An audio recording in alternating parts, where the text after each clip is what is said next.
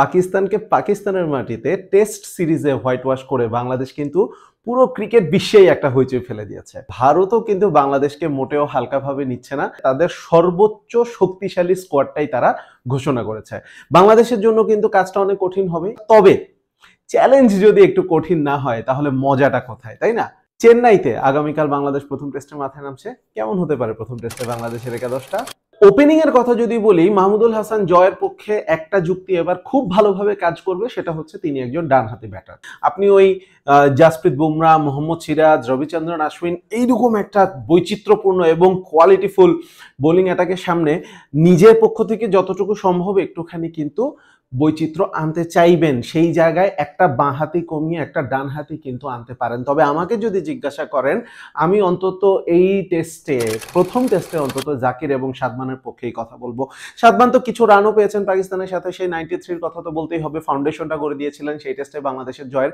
তার চাইতে বড় কথা, সাদমান কিন্তু উইকেটের টিকে থাকার সামর্থ্যটা দেখিয়েছেন। এখন কথা হচ্ছে জাকির খুব বেশি রান পাননি, যদিও শেষ টেস্টের শেষ ইনিংসে তার যে একটা অ্যাটাকিং অ্যাপ্রোচ ছিল, যেটা বাংলাদেশের জন্য ওই 185 টার্গেটটা ট্রিকি হতে পারতো, কিন্তু তিনি পাকিস্তানকে তার অ্যাটাকিং অ্যাপ্রোচের কারণে ম্যাচ থেকে ছিটকে দেন। ভারতের যে কোয়ালিটি বোলিং লাইন আপ, আপনি কিন্তু সবসময় ডিফেন্সিভ খেললে বিপদে পড়তে পারেন। সেই জায়গায় জাকির হাসানের অ্যাটাকিং অ্যাপ্রোচ কিন্তু কাজে লেগে যেতে পারে, তিনি যদি সেটা সাকসেসফুলি করতে পারেন। সেই সাথে ভারতের সাথে জাকিরের রেকর্ডটাও কিন্তু ভালো। সবকিছু মিলিয়ে প্রথম টেস্টে ওপেনিং জুটিতে জাকির সাদমানের পক্ষেই আমি থাকছি। শান্তকে রানে ফিরতেই হবে। পাকিস্তানের সাথে সিরিজে তার ক্যাপ্টেন্সি খুব প্রশংসিত হয়েছে, কিন্তু তিনি যদি আসলে ওই রান বেশি সময় ধরে করতে না পারেন, তাও আবার নাম্বার 3 পজিশনে, সেটা কিন্তু দলকে লং রানে বেশ ক্ষতির সম্মুখীন করে দিবে। সেই সাথে আমরা যদি শান্ত টেস্ট ক্যারিয়ারে দেখি, তিনি 8 বার 50+ ইনিংস খেলেছেন, অর্থাৎ 50-এর বেশি গিয়েছেন 8 বার, যার মধ্যে 5 বারই সেগুলোকে তিনি 100-এ পরিণত করেছেন। অর্থাৎ একবার যদি সেট হয়ে যান, শান্তকে আউট করাটা কিন্তু একটু কঠিন হয়, আর সেই কঠিন কাজটাই ভারতের বোলিং অ্যাটাকের সামনে কিন্তু বাংলাদেশ দিতে চাইবে। মুমিনুল, মুশফিক, লিটন, সাকিব, বাংলাদেশের মিডল অর্ডারটা কিন্তু বেশ সলিড। এক্সপেরিয়েন্স রয়েছে, ক্লাস রয়েছে, মোটামুটি ফর্মও রয়েছে। ভারত চাইবে না এই মিডল অর্ডারের কাউকেই, একজনকেও খুব বেশি সময় উইকেটে টিকে থাকতে দিতে চাইবে না ভালো। এদের সবার নাম আমি একসাথে নিয়েছি কারণ লিটনকে 6 নম্বরে ফিক্সড রেখে বাকিদেরকে আমি আসলে ওই ফিক্সড কোনো পজিশনে রাখতে চাচ্ছি না। বিশেষ করে ওই যে বারবার বলছি যে ভারতীয় যে বোলিং লাইন আপ, সেখানে একঘেয়ে বা এক ধাঁচের ব্যাটিং স্ট্র্যাটেজি কিন্তু আপনার জন্য হিতে বিপরীত হতে পারে। সুতরাং সে জায়গায় ডানহাতি বাঁহাতি কম্বিনেশন হোক বা যে কোনো কারণেই হোক, আপনাকে কিন্তু একটু উপর নিচ করা লাগতে পারে। দলের সেরা ব্যাটার হচ্ছেন মুশফিকুর রহিম। অভিজ্ঞতা, ক্লাস আর ভারতের বিপক্ষে ভালো করার ইচ্ছা সবই কিন্তু মুশফিকের রয়েছে, ফর্মটাও তার পক্ষে রয়েছে। সুতরাং ওই ডানহাতি ব্যাটারকে ওপরের দিকে উঠানোর স্ট্র্যাটেজি বলুন বা দলের সেরা ব্যাটার বলুন, মুশফিককে আমি আসলে সবসময় 4 নম্বরে খেলানোর পক্ষপাতী। সেক্ষেত্রে মুমিনুলকে চলে আসতে হবে 5-এ।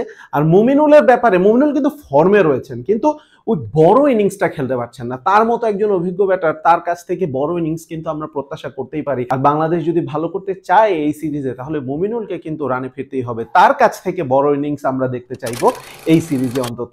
6-এ লিটনকে ফিক্সড রাখার কথা ইতোমধ্যেই বলেছি। পাকিস্তানে একেবারে নিখুঁত একটা সিরিজ কাটিয়েছেন তিনি। আর সাকিবকে আমি খেলাতে চাই 7-এ। তাহলে লিটন 6, সাকিব 7, এই দুটোর কারণ একসাথে বলার চেষ্টা করছি। লিটনকে দিয়ে যদি শুরু করি, লিটন ক্রাইসিসে আলহামদুলিল্লাহ বাংলাদেশকে খুব ভালো সার্ভ করেছেন এখন পর্যন্ত। টেস্ট ক্যারিয়ারে তার 4টা 100-এর মধ্যে 3টাই কিন্তু ক্রাইসিস মোমেন্টে করা। তবে ওই 5 উইকেট পড়ে যাওয়া ক্রাইসিসের চাইতে 4 উইকেট পড়ে যাওয়া ক্রাইসিসটা একটু হলেও বেটার, তাই না? সুতরাং আল্লাহ না করুক আবার যদি ক্রাইসিসে ব্যাট করতে হয়, আমি চাইবো লিটন 6-এ আসুক। আর টপ অর্ডার যদি ভালো খেলে ফেলে আলহামদুলিল্লাহ, তাহলে তার কোনো কথাই নেই। তবে এখানে একটু কথা রয়েছে, লিটন যেহেতু উইকেট কিপিংও করেন, আর ভারত যদি প্রথমে ব্যাট করে, বাংলাদেশ যদি আগে ফিল্ডিং করে তারপরে ব্যাটিংয়ে নামে, তাহলে কিন্তু লিটনের ব্যাটিং অর্ডারটা নিয়ে একটু ভাবতে হবে যে তিনি যথেষ্ট বিশ্রাম পেয়েছেন কিনা। সেই ক্ষেত্রে তাকে সাথে নামতে হতে পারে বা সাথে নামিয়ে দেওয়া যেতে পারে। সাকিবকে সাথে খেলানোর পক্ষে আমার একটা কারণ হচ্ছে, আমরা যদি ভারতের একাদশটা, সম্ভাব্য একাদশের দিকে তাকাই, ওপরের দিকে ইয়াশাসভি জয়সওয়াল আর নিচে ঋষভ পান্ত ছাড়া সবাই কিন্তু ডানহাতি ব্যাটার। সুতরাং এই ক্ষেত্রে সাকিবকে কিন্তু অনেক লম্বা স্পেলে বল করা লাগতে পারে। প্লাস চেন্নাইয়ের উইকেট, চেন্নাইয়ের আবহাওয়া সবকিছু মিলিয়ে স্পিনারদেরকে কিন্তু মুখ্য ভূমিকা পালন করতে হবে। সুতরাং সাকিবকেও আমি চাইবো ব্যাটিংয়ে নামার আগে তিনি একটু বিশ্রাম পান। সবকিছু মিলিয়ে সাকিব সাথেই ভালো। আমাদের জন্য অনেক বড় একটা সৌভাগ্যের ব্যাপার, মিরাজের মতো একজন খেলোয়াড় আমাদের নাম্বার 8-এ ব্যাট করেন। মিরাজ কিন্তু ওপরের দিকেও ব্যাট করতে পারেন, সুতরাং ওই একজন ডানহাতে ব্যাটারকে আমি ওপরের দিকে নামিয়ে দিতে চাইবো কিনা সেটা চিন্তা করে মিরাজকে কিন্তু ওপরের দিকে খেলানো যায়। এখন আপনি প্রশ্ন করতে পারেন যে সাকিবের মতো মিরাজও তো একজন ফ্রন্টলাইন বোলার, তাহলে সাকিবের যদি বিশ্রাম দরকার হয় মিরাজের কেন দরকার হবে না? সেই ক্ষেত্রে যুক্তিটা কিন্তু একই। সাকিবকে যে কারণে বেশি দায়িত্ব পালন করতে হবে যে ডান হাতে ব্যাটারের আধিক্য ভারতের টপ অর্ডার এবং মিডল অর্ডারে, তো সেই জায়গায় আমার কাছে মনে হয় যে মেহেদী হাসান মিরাজ অবশ্যই তাকে অনেক বল করতে হবে, কিন্তু সাধারণত মিরাজ যেই পরিমাণ বোলিং করে থাকেন ততটা তাকে ব্যবহার করা নাও হতে পারে। তাহলে কি সমস্ত প্রেশার সাকিবের উপরেই পড়বে একা? না, এই জায়গায় থার্ড স্পিনারটা আমি চেন্নাই টেস্টে খেলাতে চাইবো এবং চলে আসবেন তাইজুল ইসলাম। বারবার বলছি চেন্নাইয়ের গরম, ভাই আমি চেন্নাই গিয়েছি কয়েকবার, চেন্নাইয়ের শীতকাল বলে কিছু নাই, চেন্নাইয়ে সারা বছর গরম থাকে এবং প্রচন্ড প্রচন্ড হিউমিড থাকে সবকিছু মিলিয়ে। আর চেন্নাইয়ের উইকেটও যদি আমরা দেখি সাধারণত দেখেছি লাল মাটির উইকেট হয়, যেটা স্পিনারদেরকে হেল্প করে।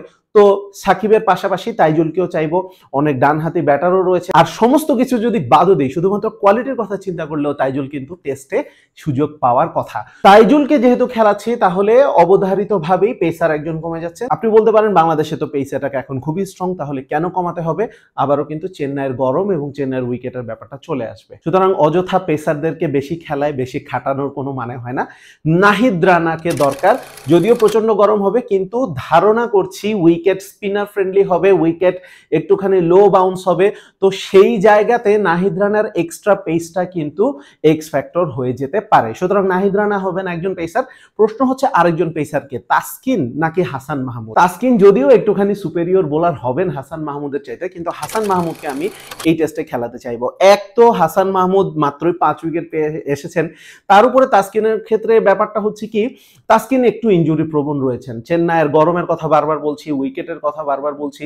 এই 2 টেস্টের পরে বাংলাদেশ কিন্তু ইন্ডিয়ার সাথে 3টা টি20ও খেলবে। তাসকিন কিন্তু সাদা বলেও খুব ইম্পর্টেন্ট আমাদের জন্য, আবার ফেব্রুয়ারিতে আসছে চ্যাম্পিয়ন্স ট্রফি। সুতরাং এই গরমে 2 পেসারকে যেই পরিমাণ লোড নিতে হবে সেই পরিমাণ লোড আমি তাসকিনের উপরে ফেলতে চাচ্ছি না, সামনের ব্যস্ত সূচির কথা মাথায় রেখে। তো এই টেস্টে আমি নাহিদ রানা এবং হাসান মাহমুদের উপর ভরসা রাখতে চাই। তাহলে সাদমান, জাকির, শান্ত, মুশফিক, মুমিনুল, লিটন, সাকিব, মিরাজ, তাইজুল, নাহিদ রানা এবং হাসান মাহমুদ, এই হচ্ছে আমার পছন্দের একাদশ চেন্নাই টেস্টের জন্য। আপনার মতামতটা কমেন্ট বক্সে জানিয়ে দিতে পারেন। আর প্লিজ ভিডিওটা যদি ভালো লাগে অবশ্যই আমার চ্যানেলটা সাবস্ক্রাইব করবেন এবং ভিডিওটা আপনার বন্ধুদের সাথে শেয়ার করুন।